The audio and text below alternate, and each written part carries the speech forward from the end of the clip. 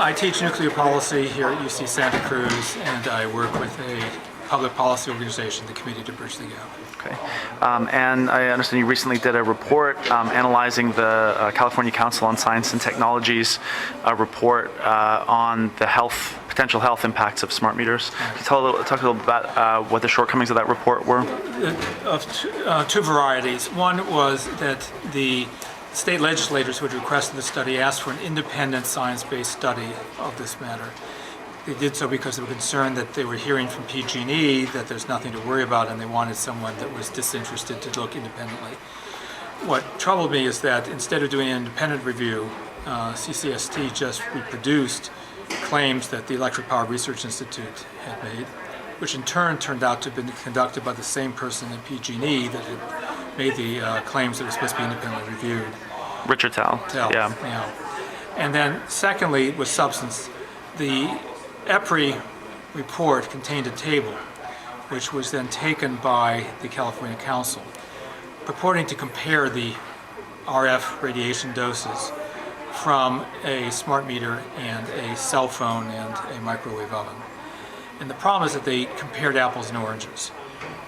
They looked at a whole body exposure from a smart meter and compared it to the dose to the ear from a cell phone, instead of looking at the whole body dose from the cell phone and comparing it to the whole body dose for the smart meter. And secondly, they assumed a 100% duty cycle for the smart meter and a 1% duty cycle for the cell phone. You're only using the cell phone part of an hour per day on average. But they didn't correct for that. So they didn't look at the cumulative exposure.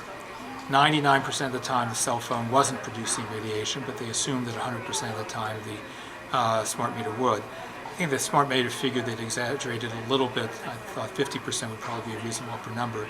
But in any case, when you correct for these two factors, the whole body and the cumulative part of it, rather than a cell phone being 100 times more exposure than a smart meter turns out to be roughly 100 times more cumulative exposure than the cell phone. That's a pretty different conclusion. Did you convey these inaccuracies to any members of the legislature? Yes, both to Assemblymember Huffman's office and to Assemblymember Monning's office. And I've urged them to request the California Council to, in its final report, revise these findings to give an answer to the fundamental question: what is the cumulative whole body exposure comparative difference? In your opinion, is how dangerous or safe? What's the risk here to the public if potentially if your figures are correct, it is so much more times greater than cell phone? We don't know. At the moment, it is uncertain what the health effect is from RF radiation. It could turn out to be significant. It could turn out to be insignificant. It's a large experiment on a very large population. A big chunk of that experiment is an involuntary one. If I use a cell phone, I choose to use a cell phone. If I live in a house, I don't choose to have a smart meter. And if tens of millions of people have smart meters placed on their homes, and if the radiation dose from that smart meter may be 100 times higher than a cell phone whole body exposure cumulative, then we may, decades from now, discover that we have produced a fair amount of cancers. We may discover we produced none. But it seemed to me inappropriate for the council to simply take something from the industry without checking it, and to not do it in units that are comparable. And it's a simple thing to fix. And if they don't fix it, I would be troubled. Okay. Thank you very much, Sure. Daniel. Thank you so much. Does it remind you of what goes on with the nuclear? It reminded me very much. And remember, with ionizing radiation, it took a long time to recognize that it wasn't just an acute risk that I can cause a Hiroshima-type disease, but that there's a latent cancer.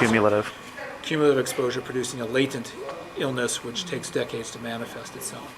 I think it's an interesting example of how our authorities and the Japanese authorities have tended to suffer from pressures to initially try to reassure people, to lowball the estimates of risk, to try to get people to not worry. In some situations, the fact that it took them weeks to elevate the risk level from a 5 to a 7, when they knew within days they were really at a 7. is part of this desire that we saw also with the BP problems in the Gulf. They were saying that 1,000 barrels a day of oil was being released, but wouldn't release the evidence on which that was based. And eventually the estimates went up and up and up. Partially for liability reasons, you want it to seem like you've released less oil or less radioactivity than you have, partially because you can't believe it yourself, partially to reassure people. But those tendencies end up causing more mistrust rather than greater trust.